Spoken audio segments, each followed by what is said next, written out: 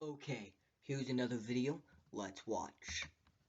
I'm sharing this life experience of mine with the internet as a public service announcement to be careful on Craigslist or any similar websites.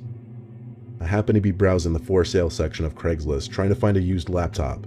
Okay. One listing really got my attention, some Dell touchscreen laptop for $250. It looked like it was in good shape with Yeah, very few most of minor them do. cosmetic imperfections. I texted the owner, who introduced himself as Dave, and told me I could come pick it up that same night.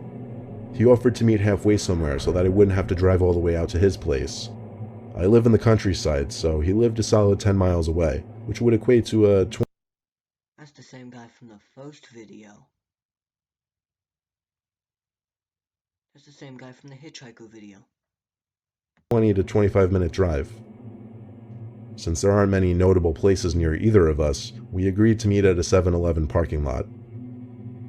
I got there at the agreed upon time, which was 10 p.m. sharp.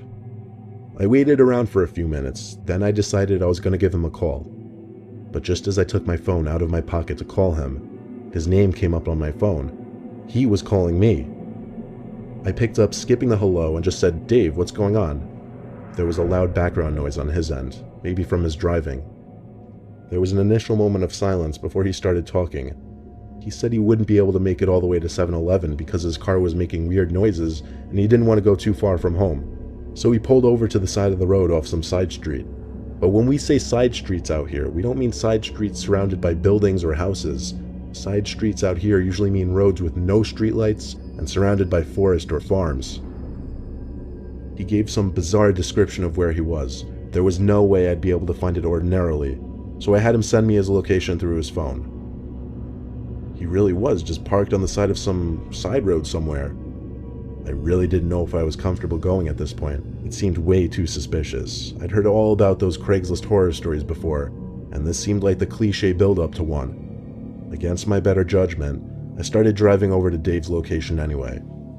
About 5 minutes of Cause driving you're an later on idiot. some completely pitch black road, Idiot. I eventually saw the reflection Idiot. of someone's taillights parked on the side of the road. So it had to be him.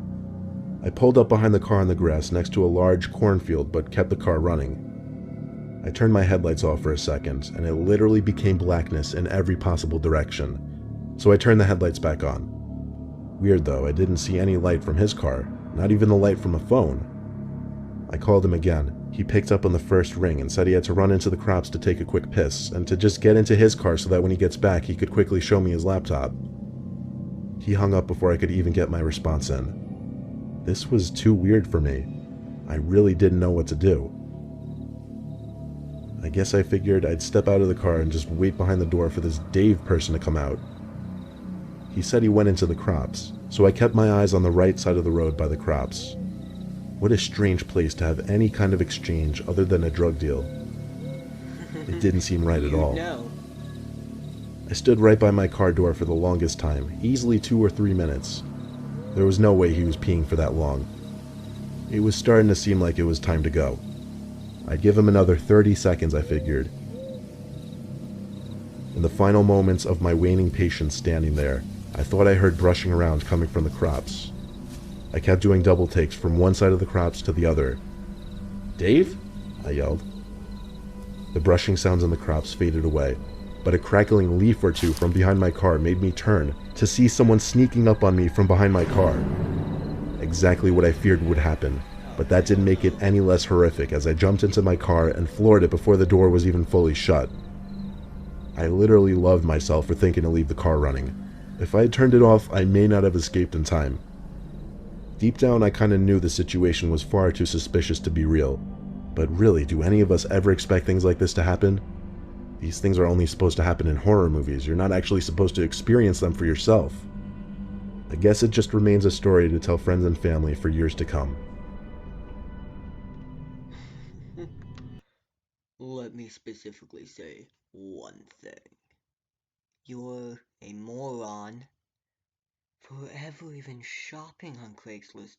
They have horrible deals, dude. Let me tell you. Go to Amazon Prime.